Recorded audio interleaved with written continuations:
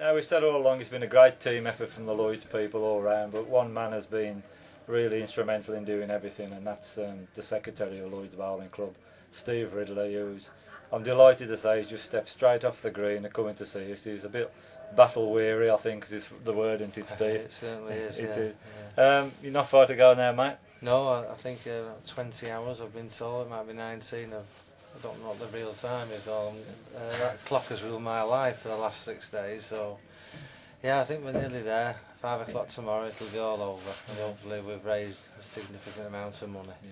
Have you got a specific target you're aiming for? I'd like to raise 10,000, but it's a big ask because it's costing 3,200 to put the event on, so I'm not so sure I can raise quite that. I'm getting close. I'm over 5 now, but there's a lot to come in. Yeah. When was the last time you did the 2006. Yeah. And what did you raise then?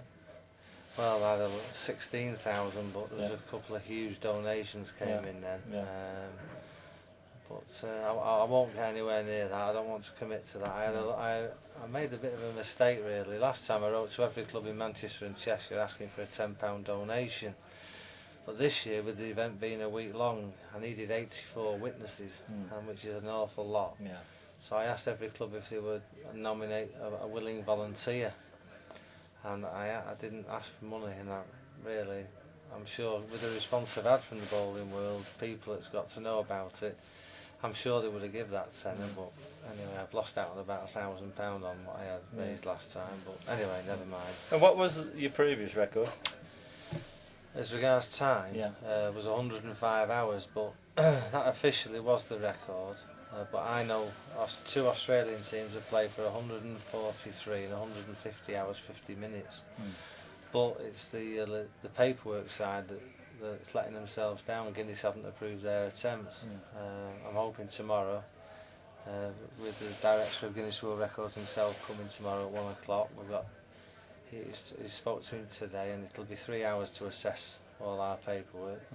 And hopefully it'll be approved as we finish by 5:05. If it is approved, we will be presented with a certificate. Yeah. Now you say that they're coming in to approve the paperwork. What do you have to supply Guinness? A logbook of every 4 hours of the event, players on, players off, witnesses, stewards, Red Cross, first aid people, notable attendees. What we've put down the visits from the police. They were one of the preferred witnesses that Guinness would like to have there. The logbook shows the match scores at the end of each session. It's supposed to be a visual thing of what has actually happened on the green over that period of time. Yeah, I noticed when I arrived I was asked to sign a register or something. Those are all, that's been ongoing all week, I presume. The spectators log has to be done. That is additional information which supports us, because those spectator logs are all dated. So from last Saturday, some people have been arriving, say, at 10 past 5 onwards till the 6 o'clock start. So that shows Guinness we were here at 25 on the 25th of October, and obviously there'll be a lot of people coming tomorrow, and they'll sign it to show we were there on the 1st of November. How many people do you think will have come through the gate during the week and then?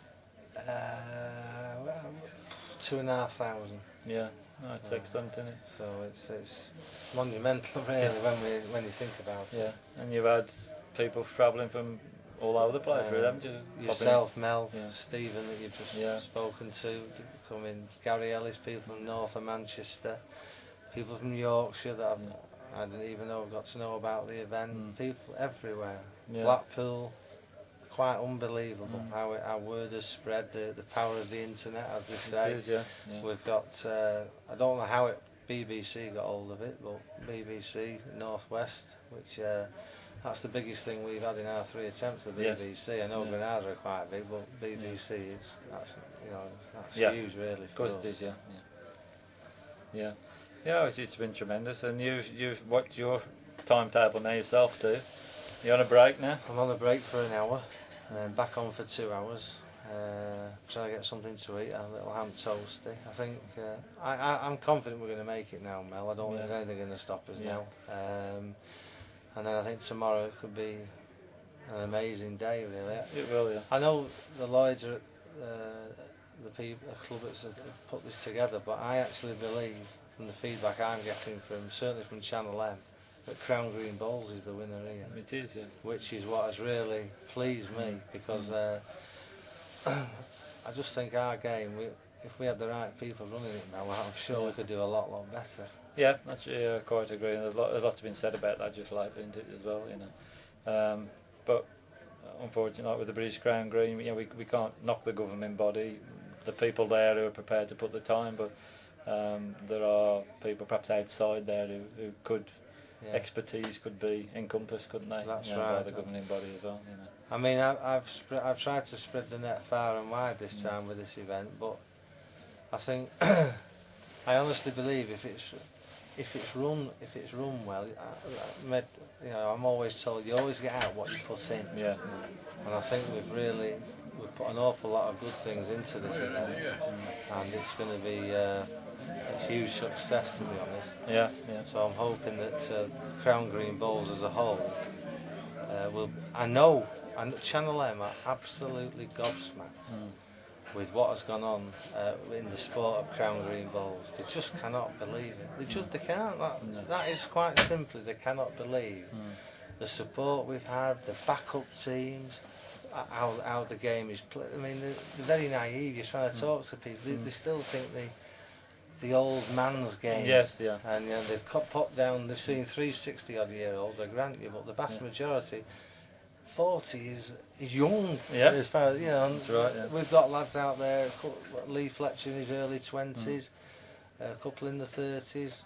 Yeah, it's a young person's game. It's a healthy game if you play it. You know what I mean? It's a young person game that can be played by old people. Correct. That's great. Yeah. Yeah, correct. It's one of the few sports where, you know, a 20-year-old and a 60-year-old, shall we say, are on a level playing field, isn't it? That's you know, right. you know, unlike a 60-year-old and a 20-year-old 100 metres, you back the youngster, but this is a level playing field and a game for a sport for all, which I think is what it quotes on the British Crown Green website, isn't it? Without a doubt, Mel. Yeah. So anyway, Steve, I can only say I speak for the whole of the Crown Green Bowls. We're proud of yourself and everybody involved. I mean, I'm gobsmacked by the organisation, what I've seen here today, the ladies, the food and everything, and you know, you're a credit to the sport, mate, and all of you. I honestly believe something will happen as a result of this event. I'm convinced.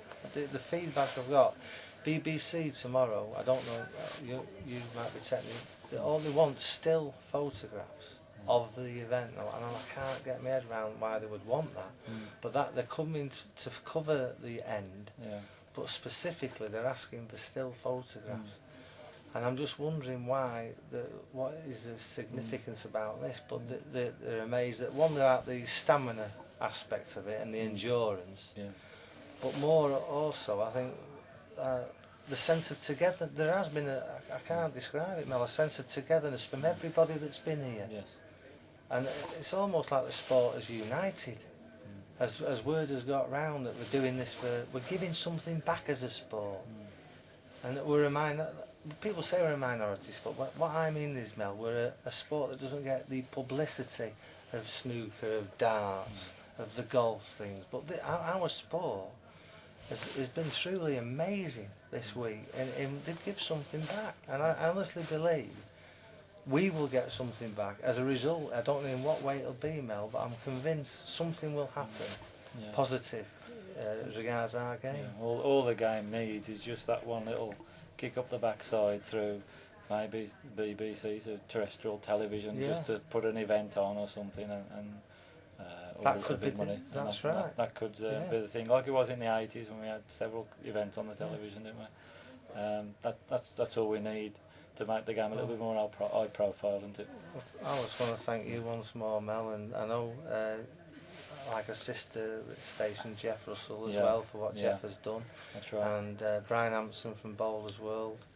I'm in awe of you all for the support you've given us, and want to thank you for what you've done. Well, thank you, but we're just proud and privileged to be here, and I'm sure that Paul standing out of screen here, our producer, you'd echo that, won't you, Paul? Yeah, without a doubt. It's a pleasure to come up. Thank you very much. We've travelled 100 miles, but if we'd have travelled 1,000, we'd have been here. So thanks a lot, mate. So thanks, Steve. Thanks, go and have your rest, mate, and Thank you you. deserve it. And well Cheers. done. Thank Thanks you. a lot.